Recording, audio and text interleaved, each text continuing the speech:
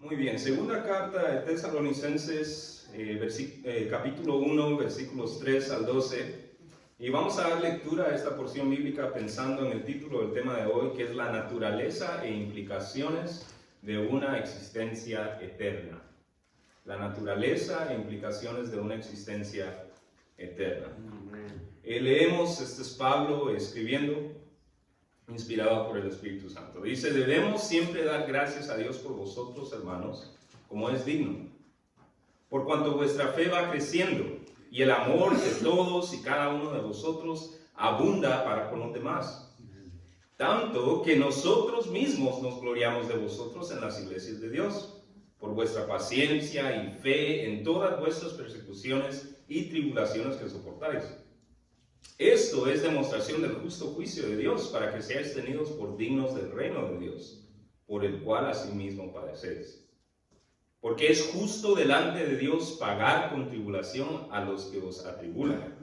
Y a vosotros que sois atribulados, daros reposo con nosotros, cuando se manifieste el Señor Jesús desde el cielo con los ángeles de su poder, en llama de fuego, para dar retribución a los que no conocieron a Dios ni obedecen al Evangelio de nuestro Señor Jesucristo, los cuales sufrirán pena de eterna perdición, excluidos de la presencia del Señor y de la gloria de su poder, cuando venga en aquel día para ser glorificado en sus santos y ser admirado en todos los que creyeron, por cuanto nuestro testimonio ha sido creído entre vosotros.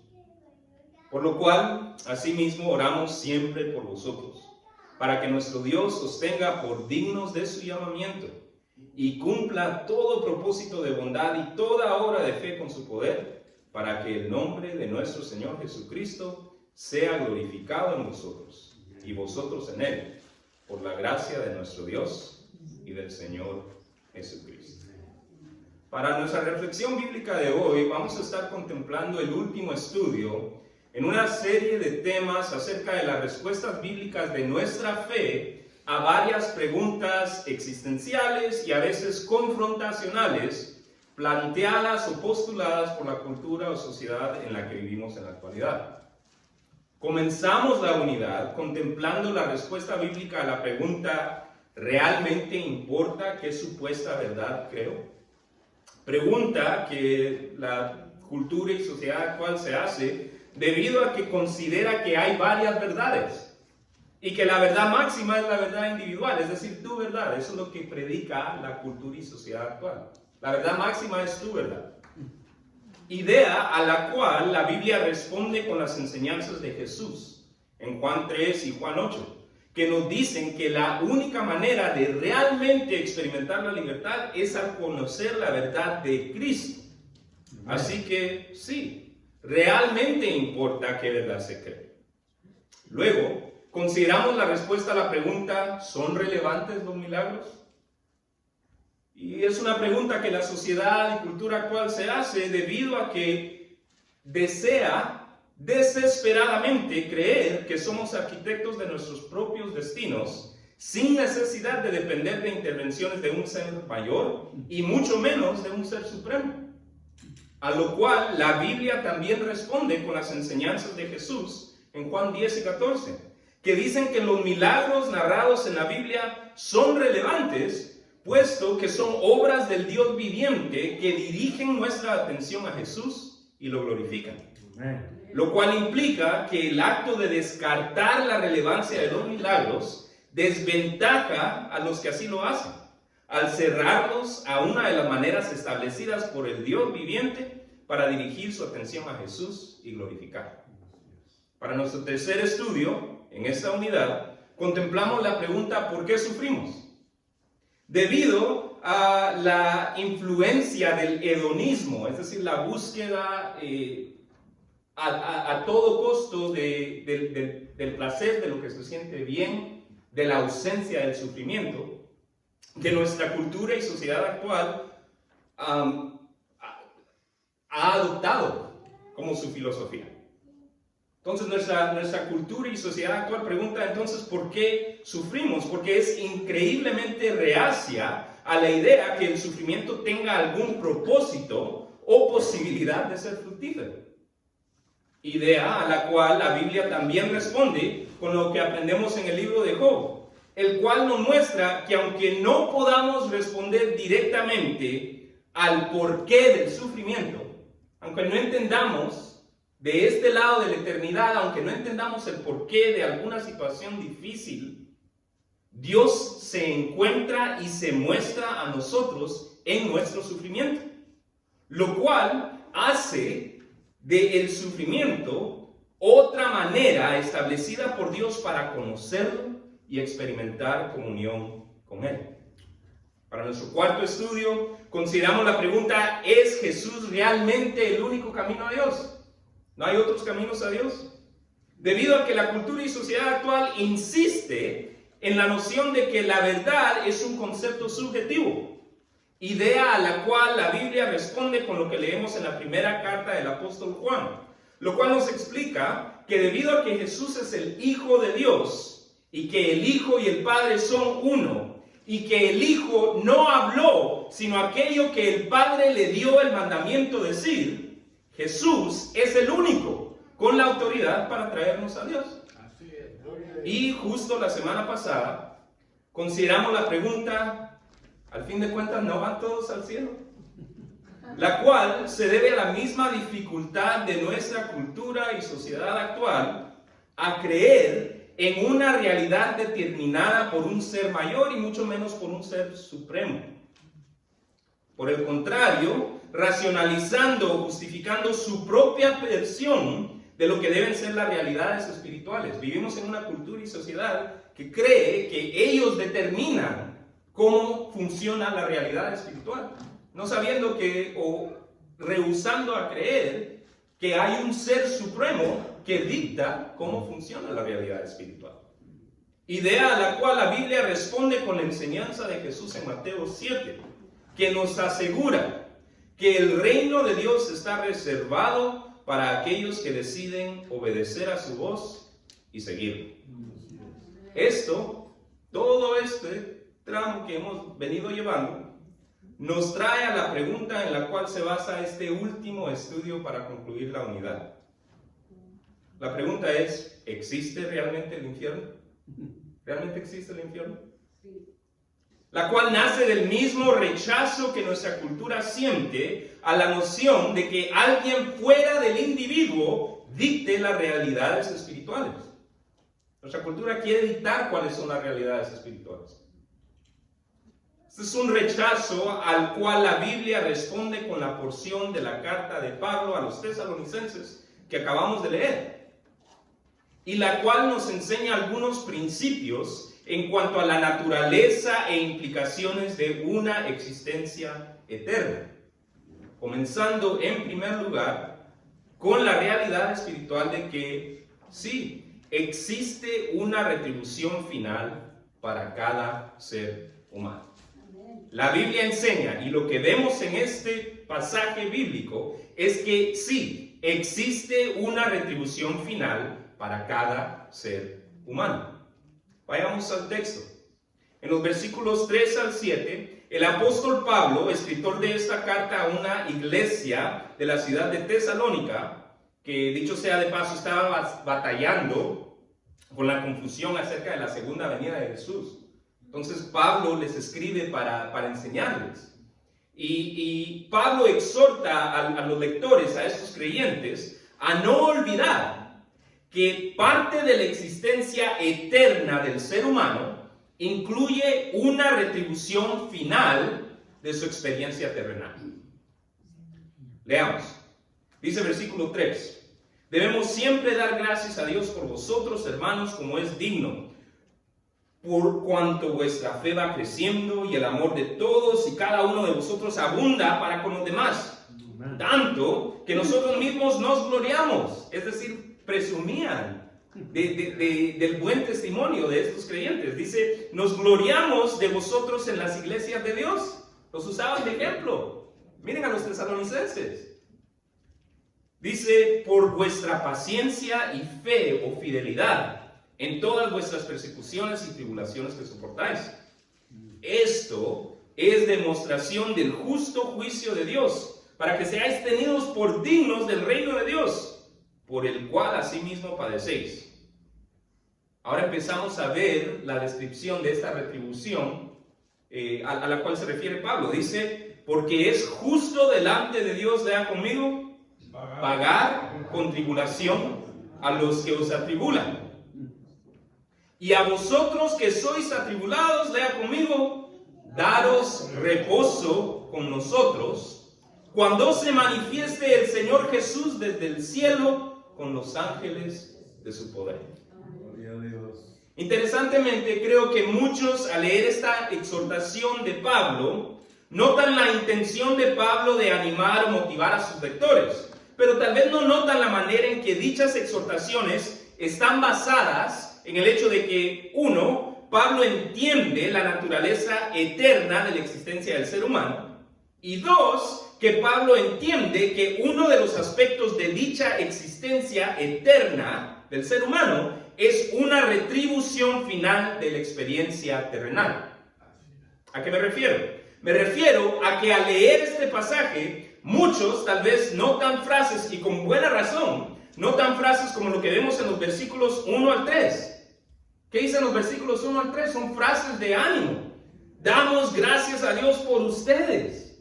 ¿No es eso? ¿No lo anima a usted? Que alguien diga de usted, doy gracias a Dios por tu vida. Gracias a Dios por ti. Sí, Pablo incluye estas frases de ánimo. Doy gracias a Dios por ustedes porque vemos cómo va creciendo su fe y amor. Es básicamente lo que está diciendo Pablo en los versículos 3, 4 y 5. Gracias a Dios por el buen testimonio, por cómo va creciendo su fe, por cómo va creciendo su amor. ¿No le parecería alentador que alguien le escriba a usted diciendo eso? Que le llegue una notita esta semana diciendo, hermano, hermana, doy gracias a Dios por usted, por cómo va creciendo su fe, por la manera en que abunda su amor. ¿No le llenaría el corazón? Entonces muchos notan estas frases de ánimo, y con buena razón, porque para eso son, para animar. O tal vez notan lo que vemos en el versículo 4, en el cual Pablo básicamente dice que presumimos, o bien los usamos de ejemplo a ustedes en otras iglesias debido a la paciencia y fe que demuestran en todo lo que les ha tocado atravesar. Mira el versículo 4, dice, tanto así, dice que nosotros mismos nos gloriamos, es decir, presumimos de vosotros en las iglesias de Dios. ¿Y cuál es el motivo de usarlos como ejemplo? El motivo es vuestra paciencia y fe en todas vuestras persecuciones y tribulaciones que soportáis. ¿No le parecería alentador que alguien le escribiera diciendo, wow, yo le cuento a todo lo que conozco de tu fe, de cómo tú te mantienes fiel a pesar de situaciones difíciles que estás atravesando? ¿Y qué de lo que vemos en el versículo 5?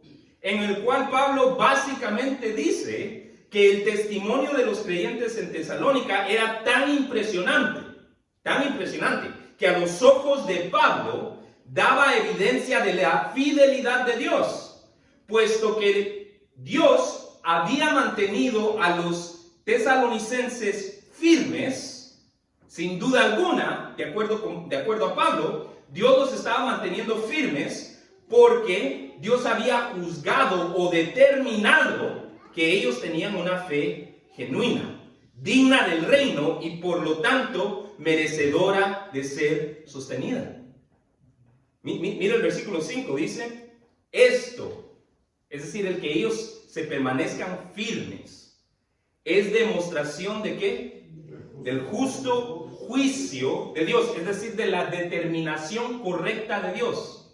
¿Qué determinación correcta? Dice que seáis tenidos por dignos del reino de Dios. Lo que Pablo está diciendo es que la firmeza de los tesalonicenses, para él, era evidencia de que Dios los había considerado a ellos dignos del reino. Tanto así que los iba a mantener firmes en sus tribulaciones. Dios había dicho, ¿sabes qué? Estos tesalonicenses realmente creen en mí. Y por lo tanto los voy a mantener firmes en sus tribulaciones. Mire, ¿no le parecería alentador recibir una nota así? De alguien que diga, wow, ¿sabes qué? Para mí, ver cómo te mantienes firme, para mí es evidencia de que Dios ha dicho, esta es una de las buenas, este es uno de los buenos, este es uno de mis hijos fieles, esta es una de mis hijas fieles, y la voy a mantener firme, no importa que venga. Imagínense que alguien diga eso acerca de nuestro testimonio. Wow, me impresiona tanto tu testimonio que para mí me deja claro que Dios te ha considerado digno del reino. Gloria sea a Dios. Frases alentadoras, frases de ánimo. Así que sí, creo que hay mucho para notar en este pasaje en cuanto a palabras de aliento. Sin embargo, este pasaje nos ofrece aún más, puesto que Pablo concluye dichas palabras de aliento diciendo lo que leemos en el versículo 6 y 7. Dice, porque es justo delante de Dios pagar con tribulación a los que os atribulan. Pagar con tribulación, con problema, trouble. Es conectada a la palabra en inglés, trouble, tribulación. Pagar con tribulación a los que les están causando problemas. Y a vosotros que sois atribulados, daros reposo con nosotros. ¿Cuándo? Cuando se manifieste el Señor Jesús desde el cielo con los ángeles de su poder. Gloria sea a Él. Ahora, estas palabras nos indican, uno, que Pablo tenía un entendimiento o entendía la naturaleza eterna de la existencia del ser humano. Y dos, que Pablo entendía que uno de los aspectos de dicha existencia es una retribución final de la existencia terrenal. Ahora bien, ¿dónde vemos esto en estos dos versículos? Bueno, lo vemos en la manera que concluye el versículo 7, el cual dice que la retribución o paga, es decir, que el Señor pagara con tribulación a los que los estaban atribulando, o que el Señor pagara con reposo a los atribulados. El versículo 7 dice que esta retribución o paga tanto a los creyentes como a los no creyentes sería dada cuando se manifieste el Señor desde el cielo con los ángeles de su poder. Pero ¿cómo nos demuestra esto que Pablo entendía tanto la naturaleza eterna de la existencia del ser humano, como el hecho de que parte de dicha existencia es una retribución final de la experiencia terrenal? Se lo respondo con otra pregunta. ¿Sabe usted qué le sucedió a Pablo?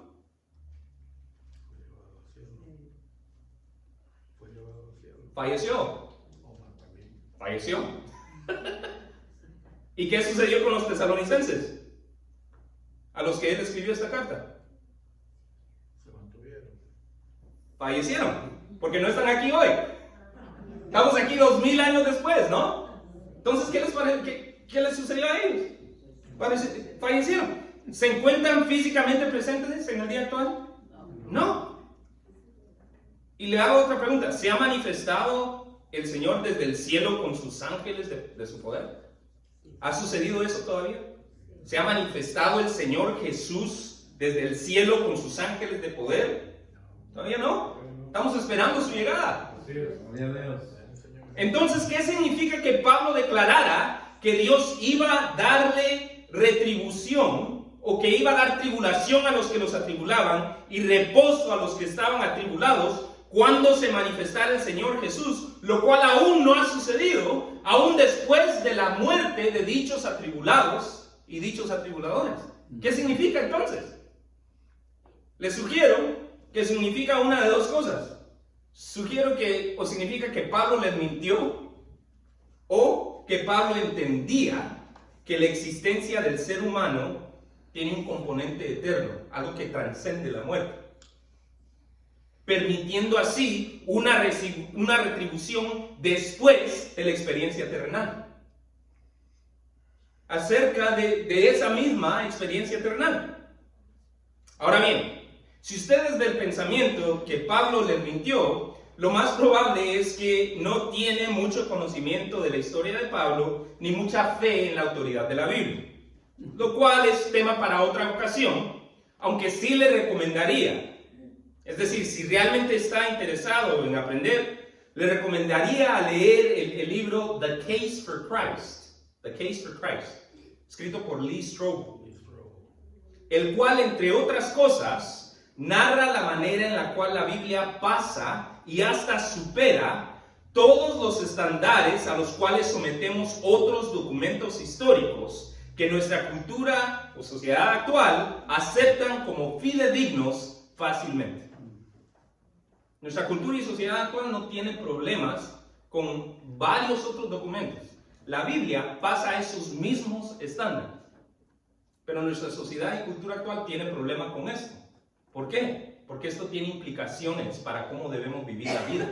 Y esos otros documentos no. Entonces esto dice algo acerca de realidades espirituales y cómo nos debemos de conducir.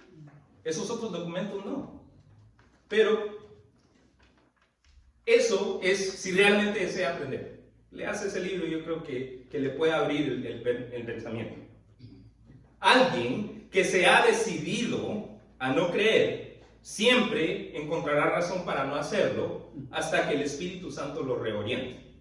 Pero eso aparte, cualquiera que lea la Biblia con apertura, con una mente de aprendizaje, con apertura de pensamiento, verá que Pablo, quien falleció, dijo lo que dijo a esos lectores que también fallecieron, porque sabía que la existencia del ser humano no termina con su experiencia terrenal.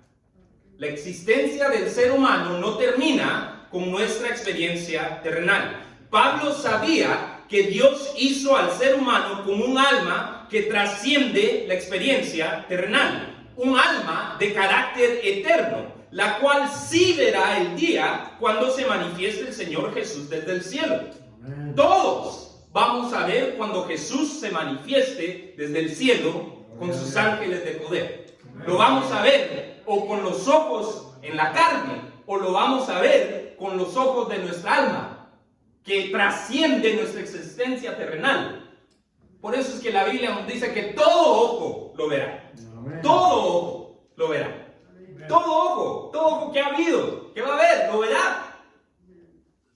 Entonces Pablo entendía que la existencia humana trasciende la experiencia terrenal. El alma trasciende la existencia terrenal. Pablo sabía lo que nosotros debemos aprender hoy, que hay un componente eterno del ser humano, a través del cual el Señor, cuando se manifieste con sus ángeles de poder, utilizará para dar retribución, para pagar con tribulación a los que atribulan y pagar con reposo a los que somos atribulados. La aplicación para nosotros, ¿cuál es la aplicación? Mire, la afirmación de Pablo de que Dios pagará con tribulación a los que nos atribulan y dará descanso a los atribulados en un día por venir. En un día por venir que tal vez no veremos con nuestros ojos físicos. Trae a la memoria, para mí por lo menos, las palabras del salmista en el Salmo 73. Le voy a dar lectura al Salmo 73. Lo puede buscar después. Yo se lo leo ahora, lo estoy leyendo en la traducción, Nueva Traducción Viviente. Escuchen. Eso es una persona que creía en el Señor. Escuche su reflexión. Un poema, un canto que él escribe a Dios. Dice: en verdad, Dios es bueno con Israel, con los de corazón puro. Pero en cuanto a mí, casi perdí el equilibrio. Mis pies resbalaron y estuve a punto de caer, porque envidiaba a los orgullosos cuando los veía prosperar a pesar de su maldad. Pareciera que viven sin problemas, tienen el cuerpo tan sano y fuerte, no tienen dificultades como otras personas, no están llenos de problemas como los demás. Lucen su orgullo como un collar de piedras preciosas y se visten de crueldad. Estos gordos ricachones tienen todo lo que su corazón desea, se burlan y hablan solo maldades, en su orgullo procuran aplastar a otros, se jactan contra los cielos mismos, y sus palabras se pasean presuntuosas por toda la tierra. Entonces la gente se desanima y se confunde al tragarse todas esas palabras. ¿Y qué sabe Dios?, preguntan. ¿Acaso el Altísimo sabe lo que está pasando? Miren a esos perversos, disfrutan de una vida fácil mientras sus riquezas se multiplican. Y ahora una reflexión del salmista privada. Conservé puro mi corazón en vano. Me mantuve en inocencia sin ninguna razón. En todo el día no consigo más que problemas. Cada mañana me trae dolor. Y ahora regresa el salmista diciendo, si yo realmente hubiera hablado a otros de esa manera, habría sido un traidor a tu pueblo. Le estamos leyendo un devocional de alguien. Alguien le está escribiendo sus pensamientos profundos y personales a Dios. Y el Señor nos ha dado la oportunidad de leer esos pensamientos. ¿Se ha identificado con alguno de ellos? Esto es como el diario de alguien, lo que estamos leyendo. Porque él expresa toda esta emoción de frustración, pero después dice, si yo hubiera expresado esto a alguien más, hubiera sido un traidor a tu pueblo. Así es. Traté de entender por qué los malvados prosperan, pero qué tarea tan difícil. Entonces, escuche, entré en tu santuario, oh Dios, y por fin entendí el destino de los perversos. En verdad, los pones en un camino resbaladizo y haces que se deslicen por el precipicio hasta su ruina. Al instante quedan destruidos, totalmente consumidos por los terrores. Y ahora dice, ¿cuándo? El salmista. Cuando te levantes, oh Señor. Cuando te levantes, oh Señor. Es decir, que la retribución no siempre sucede en esta vida, pero sucede. Y esto es lo que entendió el escritor de este salmo. Dice, cuando te levantes, oh Señor. Dice, te reirás de sus tontas ideas. Como uno se ríe por la mañana de lo que soñó en la noche. ¿Te ha sucedido eso? Qué sueño tan absurdo, ¿verdad? ¿Qué sueño? ¿Qué estaba pensando? ¿Qué estaba sucediendo en mi cerebro cuando soñé algo así? Entonces, dice el salmista, me di cuenta de que mi corazón se llenó de amargura y yo estaba destrozado por dentro. Fui tan necio e ignorante. Debo haberte parecido un animal sin entendimiento. Sin embargo, todavía te pertenezco. Me tomas de la mano derecha, me guías con tu consejo y me conduces a un destino glorioso. ¿Cuándo cambió el parecer del salmista? Cuando entendió que hay una retribución final. Tal vez no sucede acá, pero existe una retribución final. Dice, ¿a quién tengo en el cielo sino a ti? Te deseo más que cualquier otra cosa en la tierra.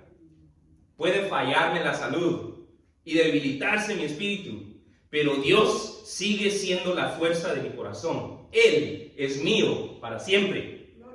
Los que lo abandonen perecerán, porque tú destruyes a los que se alejan de ti.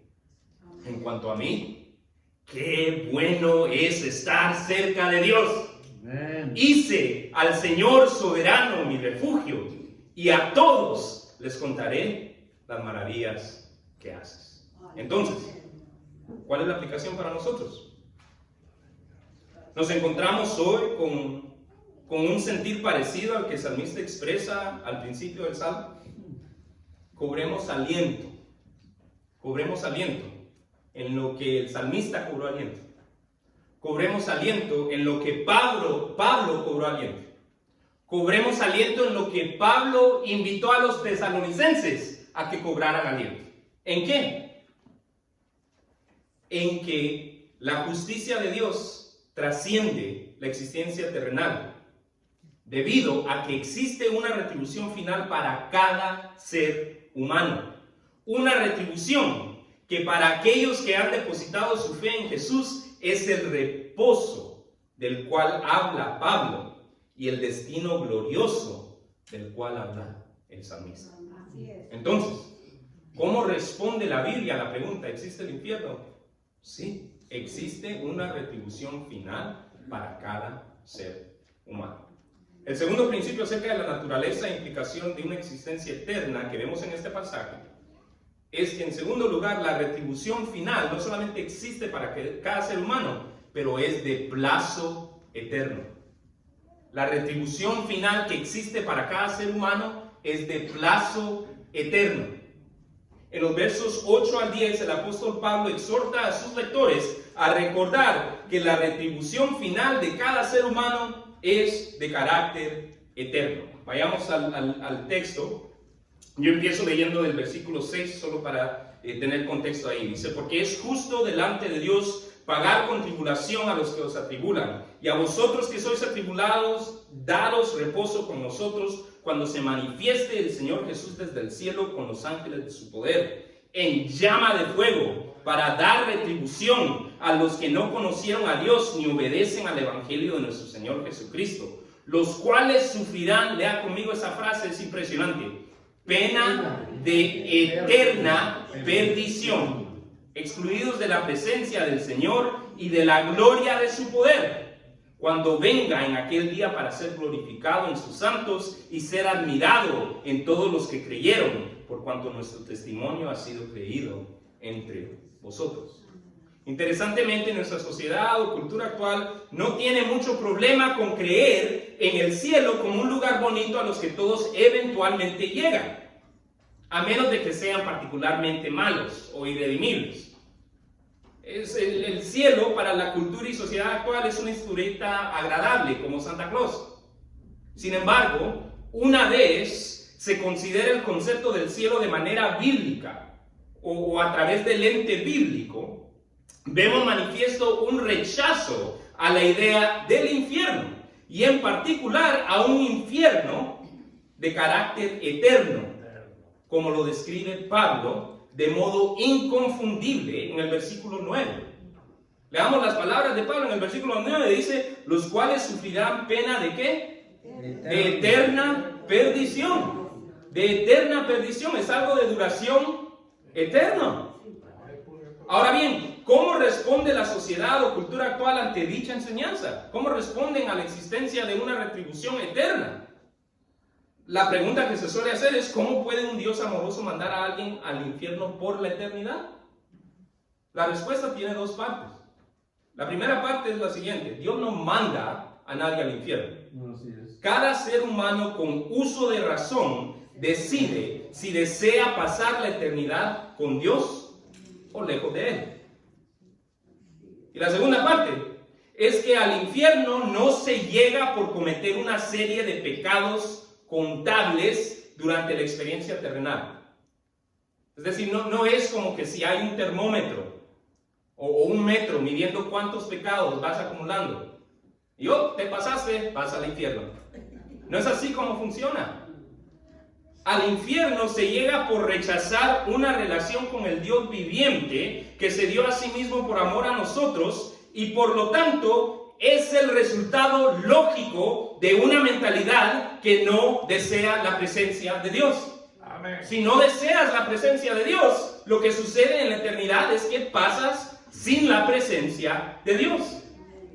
Esta existencia terrenal es la oportunidad que Dios le ha dado a cada ser humano de decidir si quieren la presencia de Dios en sus vidas. Y en sus vidas y existencias que son de carácter eterno. Mire, Romanos 1:28 lo ponen de esta manera. Yo se lo leo, usted lo puede buscar después. Dice, por pensar que era una tontería reconocer a Dios, Él, es decir, Dios, los abandonó a sus tontos razonamientos y dejó que hicieran cosas que jamás deberían hacerse. Cosas que, si seguimos leyendo, si usted sigue leyendo, verá que son cosas dolorosas, son cosas oscuras, como lo es la eternidad sin Dios. ¿Cuál es la aplicación para nosotros? ¿Cómo describiría usted su entusiasmo por el cielo? Una escala de 1 a 10. ¿Qué tan emocionado, entusiasmado está usted por el cielo? Creo que muchos basan sus ideas del cielo y el infierno en una mezcla de figuras visuales, bíblicas, culturales y personales. Contraste esto con lo que vemos en los versículos 8 al 10. Veamos los versículos 8 al 10 una vez más. Dice, el Señor Jesús llegará desde el cielo con los ángeles de su poder en llama de fuego. Dice, para dar retribución a los que no conocieron a Dios, ni obedecen al Evangelio de nuestro Señor Jesucristo, los cuales sufrirán pena de eterna perdición. Lea conmigo la próxima frase. Excluidos de la presencia del Señor y de la gloria de su poder, cuando venga en aquel día para ser glorificado en sus santos y ser admirados en todos los que creyeron, por cuanto nuestro testimonio ha sido creído entre vosotros.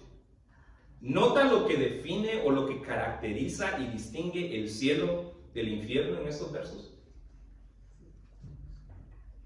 ¿Nos da una figura visual, Pablo?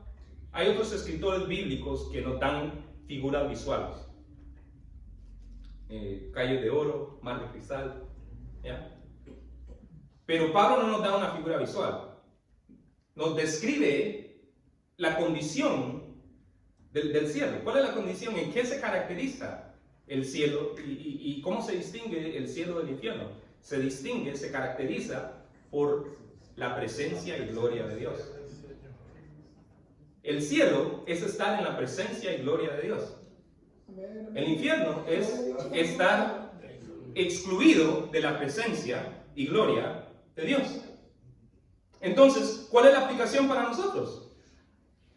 Sugeriría que tal vez consideremos cuándo fue la última vez que usted experimentó la presencia y gloria de Dios. ¿Será que nuestro entusiasmo o tal vez falta de entusiasmo por el cielo tiene que ver con una percepción limitada de él? ¿Será que hemos ignorado lo que caracteriza al cielo, que es la presencia y gloria de Dios? ¿O será que no hemos aprovechado la oportunidad de experimentar la presencia y gloria de Dios al alcance y plenitud que Dios en su gracia nos ha hecho disponible? ¿Sabe usted que puede experimentar la presencia y gloria de Dios aquí? Aquí en su existencia terrenal puede experimentar la presencia y gloria de Dios.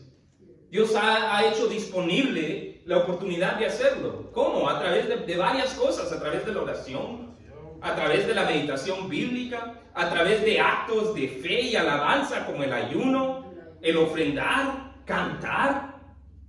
Oremos que Dios a través del Espíritu Santo nos permita experimentar más de lleno su presencia y gloria en nuestra vida. De modo que nuestro entusiasmo por el cielo y la duración eterna del mismo, tanto como nuestra alegría por ser salvos del infierno y la duración eterna del infierno, crezcan de tal manera que impacten nuestro caminar, de modo que éste traiga más gloria a Dios. Lo cual nos trae al tercer y último principio acerca de la naturaleza e implicaciones de una existencia eterna que vemos en este pasaje.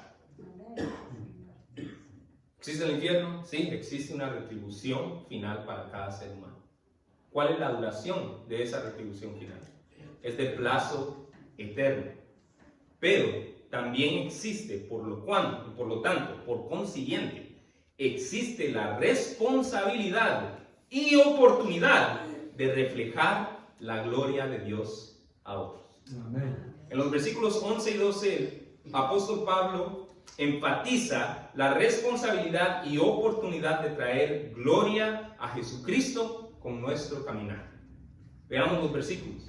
Por lo cual, asimismo, oramos siempre por vosotros. Por lo cual, ¿qué cual? Todo lo que Pablo acaba de escribir. Que existe una retribución final de plazo eterno. Por esto, dice Pablo, oramos siempre por vosotros. ¿Y cuál es la oración de Pablo? Para que nuestro Dios os tenga por dignos de su llamamiento. Es decir, que les ayude a caminar como dignos de su llamamiento, que nos ayude a caminar como gente salva, como creyentes. Amén. Dice, y cumpla todo propósito de bondad. Es decir, que Dios les dé el propósito, el deseo de actuar con bondad, de actuar de manera buena. Y toda obra de fe con su poder, y les dé el poder de hacer toda obra buena. No solo el querer, sino el hacer también, que Dios ponga eso en ustedes, dice. Y el versículo 12 nos dice, ¿por qué? ¿Para que qué?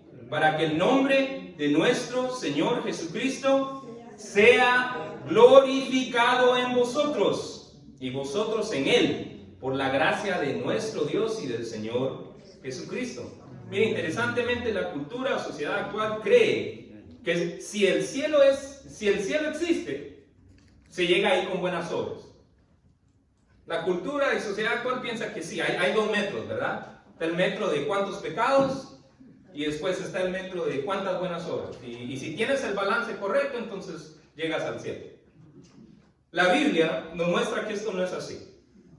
Jesús mismo, al hablar con sus discípulos acerca de las obras, dijo lo siguiente: el propósito de las obras no es llegar al cielo. La obra de Dios, dice Jesús mismo, es creer en el que el Padre mandó. Es decir, es creer en Él. Así somos salvos, por fe en Jesús. Entonces, ¿qué propósito tienen las obras? Jesús lo describe en Mateo 5. Le leo. Jesús hablándole a sus discípulos, les dice: ustedes son la luz del mundo, como una ciudad en lo alto de una colina que no puede esconderse.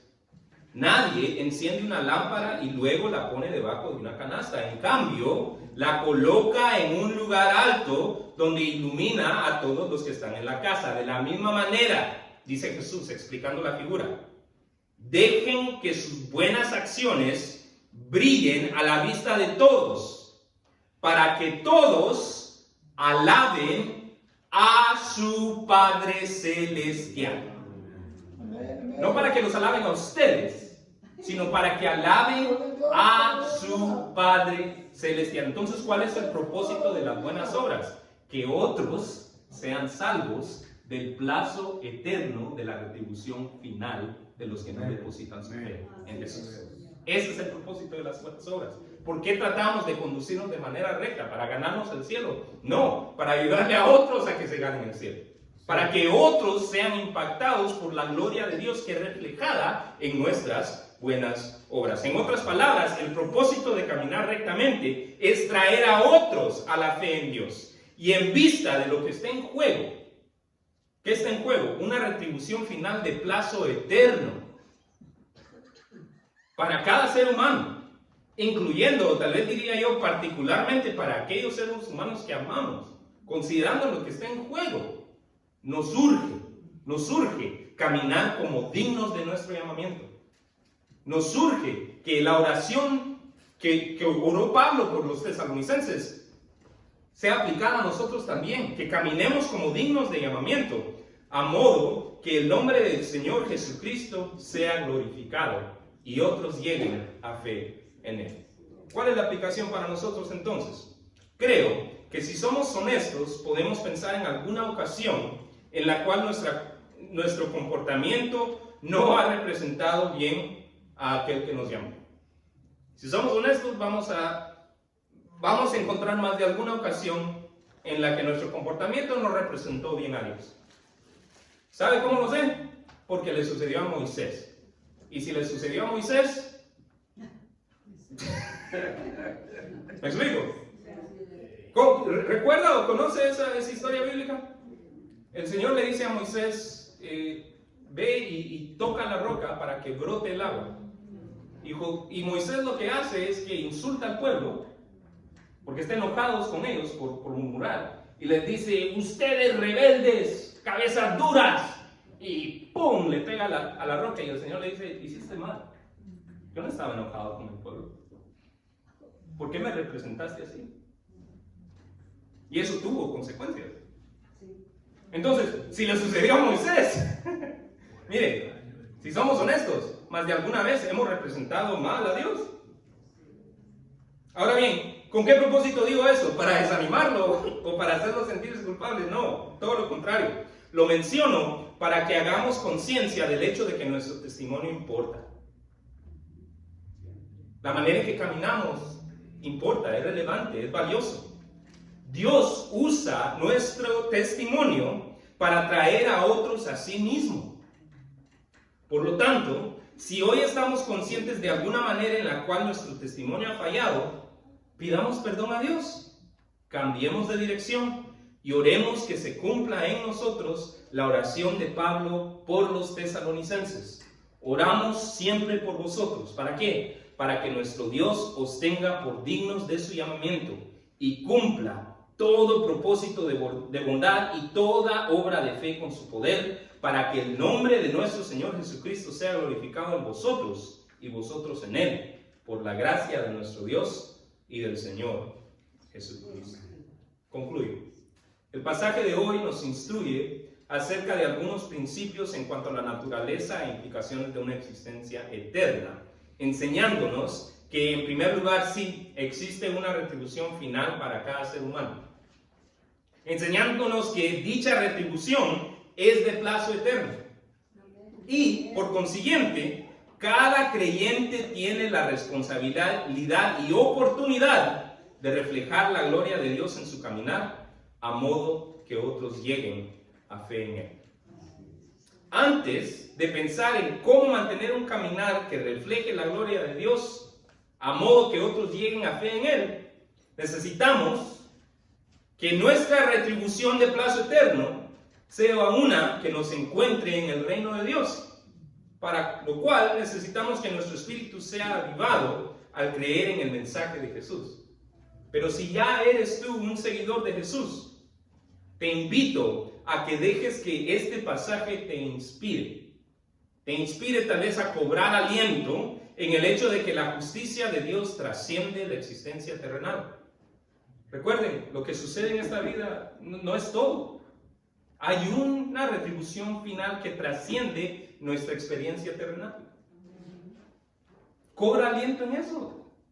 Si estás frustrado como el salmista, recuerden, el salmista encontró resolución a su frustración al entender que la retribución final tal vez no existe en esta vida terrenal, pero existe, porque el ser humano es de carácter eterno, nuestra alma es de carácter eterno. Deja que este pasaje te inspire a experimentar más de lleno la presencia y gloria de Dios en tu vida, de modo a que crezca tu entusiasmo por el cielo. El Señor nos ha dado oportunidades para experimentar su gloria y su presencia acá. La oración, los tiempos de alabanza, la meditación bíblica. Si no estás haciendo eso, no estás buscando a Dios de esa manera, te estás perdiendo de una gran oportunidad de tener una probadita de lo que el cielo va a hacer por la eternidad.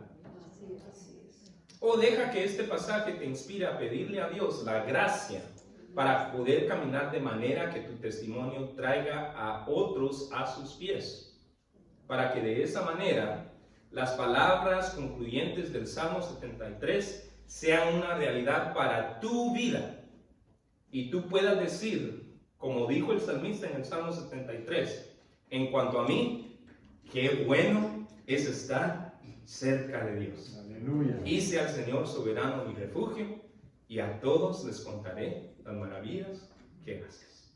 Pastor. Amén.